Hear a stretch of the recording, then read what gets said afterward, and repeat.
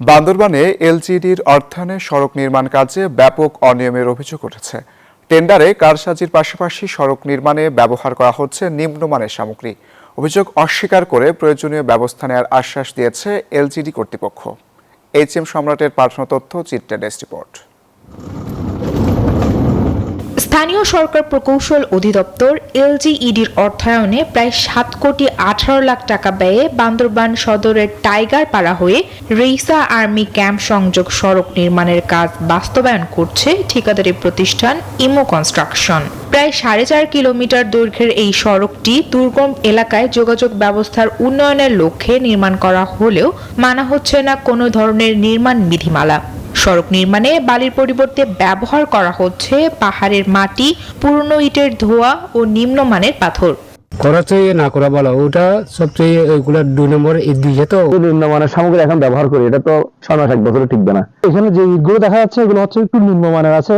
এগুলো দিয়ে যদি আবার পুনরায় যদি সড়কটা করা হয় তাহলে রাস্তাটা বেশি দিন টেকসই হবে না। এদিকে নীলাচল সড়কের যৌথ খামার হয়ে টাইগার পাড়া পর্যন্ত সড়ক নির্মাণের কথা থাকলেও টেন্ডারে কারসাজি ও প্রভাব খাটিয়ে সড়কটি ভিন্ন স্থানে নির্মাণ করা হচ্ছে এমন অভিযোগ এনে লিগ্যাল নোটিশ পাঠিয়েছেন স্থানীয় এক ব্যক্তি। টানা তৃতীয়বার অর্জন করেছে দেশের সেরা সুপার ব্র্যান্ড স্বীকৃতি বসুন্ধরা টিস্যু। প্রভাবশালী লোকগুলোর ওখানে অনেক জায়গা জমি আছে, সেই জায়গা জমির মান উন্নয়ন করার জন্য এলজিইডি অফিসের কিছু কর্মকর্তা এবং ঠিকাদার সমন্বয়ে এখানে তারা একটি জনমানবহীন জায়গায় সেই কাজটা করতেছে। অভিযোগ আকারে জানি দেখা যাচ্ছে যে ওনারা লিগ্যাল নোটিশ পাঠানোর পরও কোনো ধরনের আমাদেরকে কোনো ধরনের তথ্য সরবরাহ করে না এবং সেই কাজটা বন্ধের কোনো ধরনের প্রক্রিয়া গ্রহণ করে না।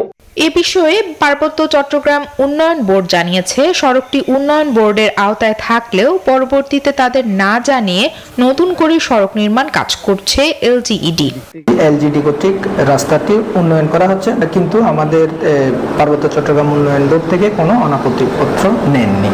তবে অভিযোগ অস্বীকার করে এলজিইডি কর্তৃপক্ষ দায়সারা বক্তব্য দিলেন।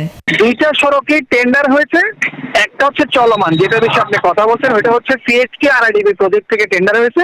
আর আরেকটা সেটা হচ্ছে টেন্ডার লাইভে আছে, টেন্ডার এখনো ইভালুয়েশন শেষ হয় নাই, সেটা ওয়ার্ক অর্ডারও হয় নাই, কাজও শুরু হয় নাই। এলজিইডির অর্থায়নে চলমান কোটি টাকার এই সড়ক নির্মাণ কাজে অনিয়ম প্রমাণিত হলে শুধু অর্থ নয়, ক্ষতিগ্রস্ত হবে দুর্গম এলাকার মানুষের ভরসা একমাত্র সড়কটি। তাই দ্রুত তদন্ত করে ব্যবস্থা নেয়ার দাবি এলাকাবাসীর। Desk report, news 24।